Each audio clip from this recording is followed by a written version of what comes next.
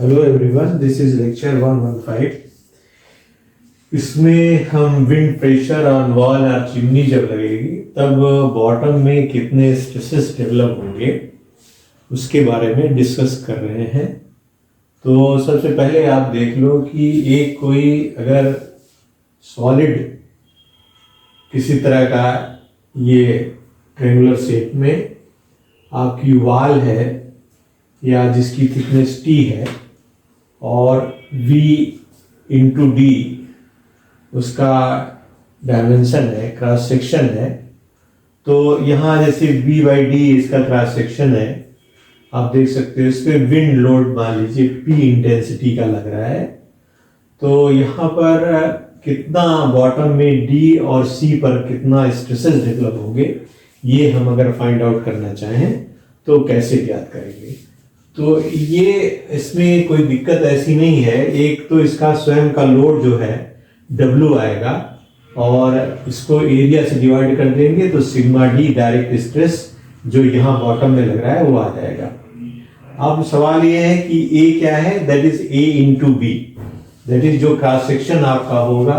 या मान लीजिए अगर ए बी हम यहाँ लिख रहे हैं और V क्या होगा, A B into H volume हो गया, और W क्या है, रो इंटू बी, जो इसका यूनिट वेट होगा वैल्यूम से मल्टीप्लाई कर देंगे तो ये आपका W आएगा। A से डिवाइड कर दोगे तो सिग्मा डी या डायरेक्ट स्ट्रेस आएगा। तो A B H rho divide by A B, तो H इंटू रो आपका निकल आएगा। Means height multiply by unit weight of the masonry या चिमनी या जिसका भी जो होगा उससे मल्टीप्लाई कर देंगे तो W बाई ए डायरेक्ट निकल आएगा। तो ये हमारे लिए फार्मूला हो गया, that is direct sigma D. Sigma D is nothing height multiply by unit weight of the material जो आपका लगा हुआ है, H इंटू रो हो जाएगा। अब विंड प्रेशर की बात है तो ये विंड प्रेशर जो लग रहा है वो किस पर लग रहा है, B इंटू एच, जो उसका फेस होगा उससे। मान लीजिए B फेस है तो B फेस इंटू एच पर लग रहा है। अगर आप देखोगे तो P into H into B, और कहाँ पे लगेगा, इसकी हाइट का 1/2 पे लगेगा, 50 पे लगेगा। तो इसलिए P बराबर क्या हो गया, P equal to this wind force is equal to small p divide by multiply by H into B, जो फेस आपका एरिया आ रहा है उससे मल्टीप्लाई कर देंगे। तो m equal to p into H by 2, this is your moment हो गया।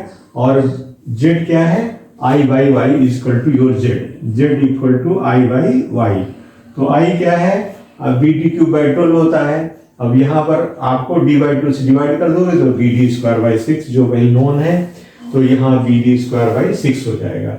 तो मैक्सिमम स्ट्रेस D पर क्या होगा, sigma D plus m by Z, और मिनिमम कितना होगा, sigma D minus m by Z. तो यहाँ पर इन वैल्यूज को रख के आप निकाल सकते हैं। वहां पर यहाँ पर आप देखो, अगर कोई एक एग्जाम्पल ले लो कि इसकी हाइट 5 मीटर है, विड्थ 3 मीटर है, D 1 मीटर है, स्मॉल p 1200 है, रो 22.4 किलोन्यूटन पर मीटर क्यूब है, तो इसमें कितना स्ट्रेसेस डेवलप होगा, कोई वॉल है इस तरह की, तो कितना स्ट्रेसेस डेवलप हो उसको आप फाइंड आउट कर सकते हैं। ये प्रॉब्लम यूपीबीटी में 2000 और 2008 में पूछी गई है। तो इसमें सिंपली ये वैल्यूज को रख करके हम लोग फाइंड आउट कर सकते हैं। जैसे आप सिग्मा डी क्या है, H इंटू रो, तो 5 इंटू 20.4 करेंगे 112 इंटू 10³ न्यूटन पर मीटर स्क्वायर आपका आ जाएगा। इस तरह से m बराबर क्या है, m बराबर this is your pH by 2, pH by 2, p कितना है आपका, दैट इज p निकालने के लिए क्या करेंगे, 1200 5 इंटू 3 जो यहाँ फार्मूला है आपका, this p small p h into B, this is small p, this is h into b into 5/2 कर दिया तो 45,000 आपका आ गया। This is your moment, this is your moment, that is newton meter आप कह सकते हैं। This is moment in newton meter. तो यहाँ क्या है, this is your p, this is your p is how much, small p into b into h into b लिखा है यहाँ। This is small p, this is your h and this is your b, so hb into small p, that is p multiply by h by 2, तो 4500 Newton metre आ गया। z बराबर क्या, 1/6 bd square, तो b बराबर 3 है और d है 1, दिया है आपका 1 मीटर, तो ये 1/2 हो गया। m/z 45 डिवाइडेड बाई 1/2 तो 90,000 हो गया। अब इन दोनों को जोड़ दीजिए तो आपका मैक्सिमम आ गया, घटा दीजिए तो मिनिमम आ जाएगा। तो इनको जोड़ेंगे तो 202 इंटू 10⁻³ या 202 किलो न्यूटन कर सकते हैं आप। तो सिग्मा मैक्स बराबर हो जाएगा 202 किलो न्यूटन पर मीटर स्क्वायर, और सिग्मा मिनिमम कितना हो जाएगा आपका, दैट इज 20 किलो न्यूटन पर मीटर स्क्वायर। वहां 2200 आया वैल्यू। तो इस तरह से आप ये विंड की प्रॉब्लम को सॉल्व कर सकते हैं। ये क्वेश्चन कभी कभी आता है, इसलिए हमने आपके सामने प्रस्तुत किया।